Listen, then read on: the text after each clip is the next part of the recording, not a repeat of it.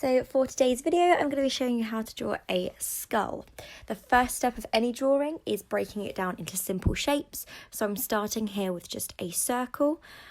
Press really lightly with your pencil because you're going to probably rub this out later. And the easiest way to do this is to sort of hover your pencil over the page, practice that motion, and when you feel confident, put your pencil to paper. On the bottom of this circle, I'm going to add sort of half of a rectangle. Again, I've got my reference image in front of me, so you should always be working with your reference image. I'm splitting this shape into 4 sections, straight down the middle and then straight across the middle too. I'm then starting to plan where some of my features are going to go. So again, I'm using that reference image and just really lightly with my pencil, drawing some of those shapes. They don't have to be perfect. My lines are a bit wibbly wobbly and that is perfectly fine. So just planning where things are going, looking where different features are coming from on the face. So I know that my teeth are connected to my cheekbones in the human skull.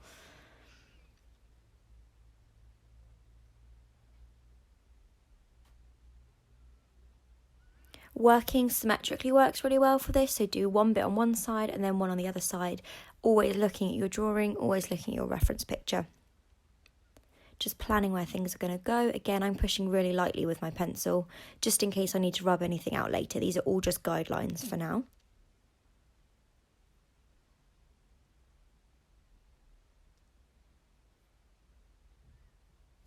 So by looking at your reference picture and then drawing, you are observing.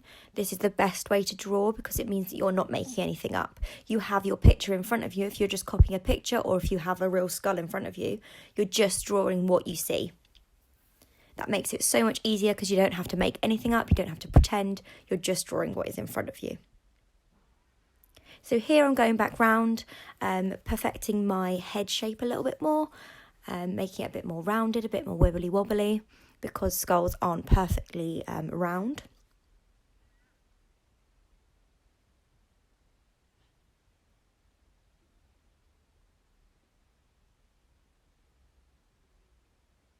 At this point here, I'm planning some of my teeth. So again, working really symmetrically with this, drawing one on one side, one on the other, one on one side, one on the other.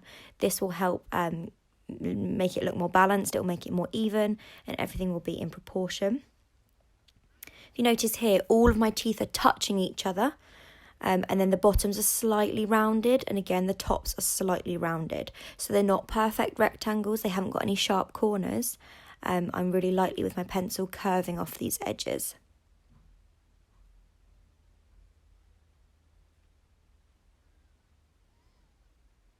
You'll notice that in between a lot of the teeth there's some darkness, so I'm just adding some shading and some tone with my pencil. Tone, creating that tone by changing how hard or how soft I'm pressing with my pencil. Always working in sort of circular motions to get the best blend of tone. And then I'm matching those teeth on the bottom. Again, use that reference picture to get your proportion and your shape right as well.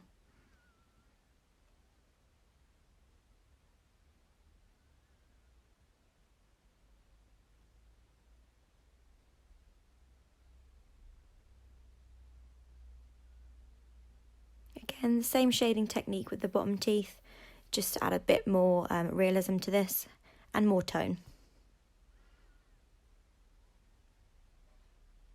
So from this point onwards, I'm basically shading my whole skull. I'm adding tone. I'm changing how hard and how soft I'm pushing with my pencil to make sure that I'm getting a range of tone in my drawing. So remember, the harder you push with your pencil, the darker your tone's going to be.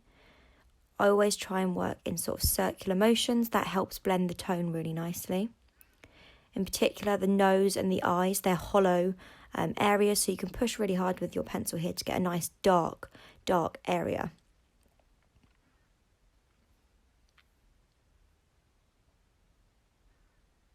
Again, and none of the shapes in this picture are regular shapes. They're not geometric shapes. They're quite organic, so they're a bit wibbly wobbly and they're a bit imperfect, but that is why our skull is going to look realistic at the end, because it's not too perfect.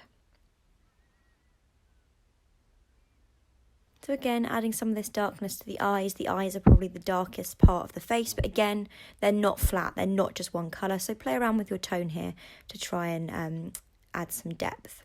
A way you can do this is by starting by shading the whole thing grey and then going back in with your light and dark, using a rubber, pushing harder with your pencil, as you can see here.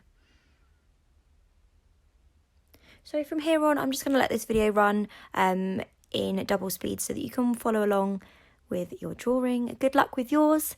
And again, if you need to rewind the video to go back to the start, you're very welcome to. Enjoy.